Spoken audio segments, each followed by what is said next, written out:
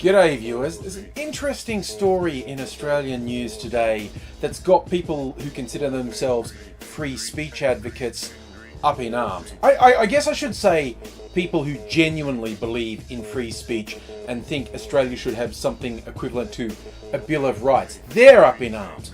Right-wing shitbag media and internet commentators who argue every time someone does something horribly homophobic, racist, misogynist, bigoted, that's just free speech. No, they're being really fucking quiet. But people who actually think free speech is important are upset. What has happened? A former public servant lost an appeal to the High Court over being fired for posting negative things about the government on the internet. You see, the case is there's a fairly strict guideline in the employment terms for the public servants.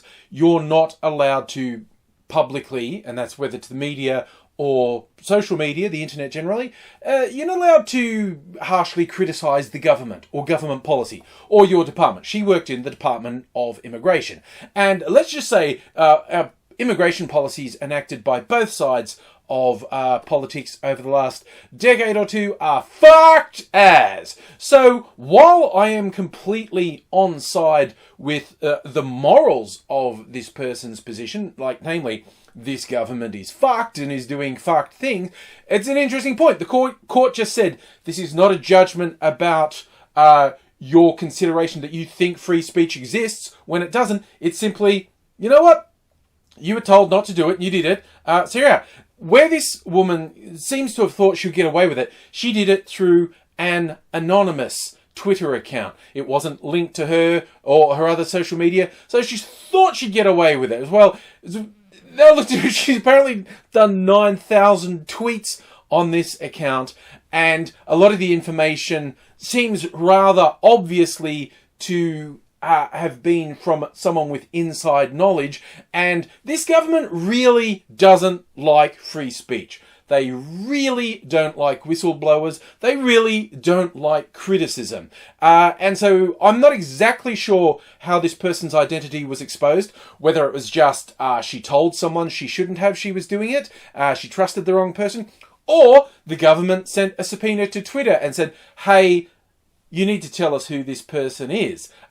Whichever way it happened, she was found out, she was fired, she appealed against that, lost that appeal. I believe the union backed her to go for a wrongful dismissal suit, which she won. The department appealed that, went to the High Court. The High Court said, no, the dismissal was not unfair. You had a rule in place that said, don't do this, and you did it. And the defence was mainly, but there's a sense that people should have free speech. And the High Court went, no, there's not. There isn't at all. Not really.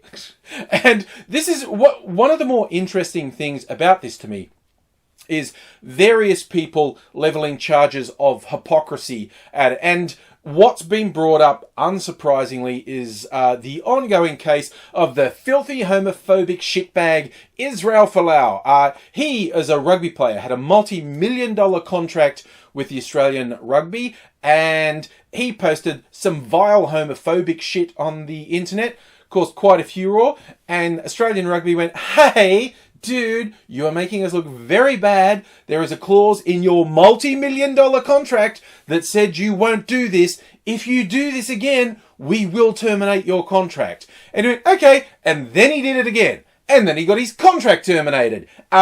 And apparently that was a surprise to him. And now he thinks he's got grounds to appeal this to the High Court. I've said all along, he is obviously going to fail. It's a straightforward case of contract law. He signed a contract. He breached the terms of that contract. He's fucked. The fact that he is going with the absolutely dishonest, deceitful, lying position of, I was sacked for expressing my religion. No, you were sacked because you're a hateful, homophobic piece of shit, and you signed a contract that said you wouldn't be a hateful, homophobic piece of shit. You fucking hateful, homophobic piece of shit. So, he's definitely not going to win his court case. All that's going to happen for people stupid enough to donate to his cause is you're going to make his lawyers rich, because it's going to fail. So, some people have been saying, if you thought it was funny and just that Israel Folau got sacked, you have to say it's funny and just that this person got sacked. To which I say, fuck you and your false equivalence. I'll say two things. One, I'm not surprised this person lost their case. Their defense was a fictitious concept of free speech. That they were clearly in breach of their terms of employment. The fact that I actively support what they were saying doesn't protect them under law. And yes, you can make an argument we should have better protections under law, but we don't. So I wouldn't say false equivalence. Just saying being an evil, homophobic piece of shit spreading hate and misery is not the same as saying, well, this government policy sucks. That is the most ridiculous bullshit. And this gets trotted out time and time and time again. Now, all the conservative media in Australia, Sky News spent hours on Israel Folau. The fucking Murdoch gutter press spent pages and pages about how he's the victim. They will not do the same thing for this public servant. And I will not do for Israel Folau what I do for this public service. Namely say, the public servant, while getting the sack, was morally right. Israel Folau got the sack and was absolutely morally wrong. It's absolutely ridiculous to say spreading hate is the same as saying the government sucks. So people say, it's just like, oh no, it's all equal. It categorically isn't. If someone is saying, I think we should murder all of this group of people, it's not the same as someone saying, my boss is a bit of a dickhead. You can get sacked for calling your boss a dickhead, but it's not the same sort of egregious offence as doing something incredibly hateful. And this is why, I've said this before, but every now and then I go, maybe I should debate some of these right-wing fuckheads who obsess about me online. Maybe I should do a call-out video. I could generate some views. I could generate some dramas. But what's the point? They argue in bad faith. They use false equivalence. They basically are completely and utterly dishonest. Like any time I've laughed at some hideous right-wing fuckwit getting kicked off some social media platform or other, you get these dickheads saying to me, oh, you won't think it's funny when it happens to you? Dickhead, I'm not doing what they're doing. While they're out there preaching their racism, their homophobia, their misogyny, I'm saying that sort of stuff is shit. And people say, oh, if your boss found out, you'd be in trouble. Well, I'm my own boss, so no. But even if I was in that type of situation, it's like, really? You think someone saying homophobia is bad is the same as saying homosexuals are bad? You think someone saying, I think feminists are scum is the same as saying, well, I think misogynists are scum. It isn't the same. You are wrong. You are garbage, and you need to wake the fuck up!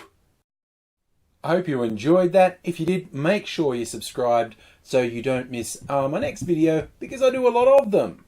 Jump in with a comment on this video, or let me know what you'd like me to do in another video, and hit me up on the various social media as well. Your support means a lot, so if you tell other people about the videos, that is one of the most positive things you can do to support me. Just share the video with your friends, put it on your social media, and tell them they should subscribe and join in.